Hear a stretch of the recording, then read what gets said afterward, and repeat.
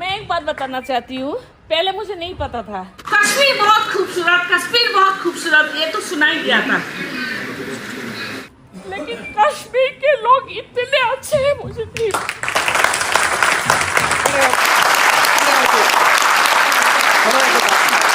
कश्मीर के लोग जो देखने में अच्छा है, उससे सुंदर। I am not external beauty, I am saying internal beauty of Kashmiri people.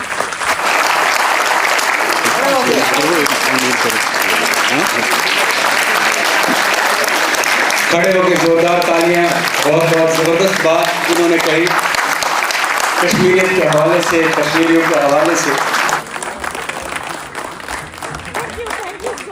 बहुत बहुत शुक्रिया मैम। दुनिया को बोलना चाहती हूँ कि कश्मीर की जो बाहर की ब्यूटी है और कश्मीर की जो खूबसूरती है, लोग बहुत खूबसूरत है, उससे अच्छा कश्मीर की पीपल।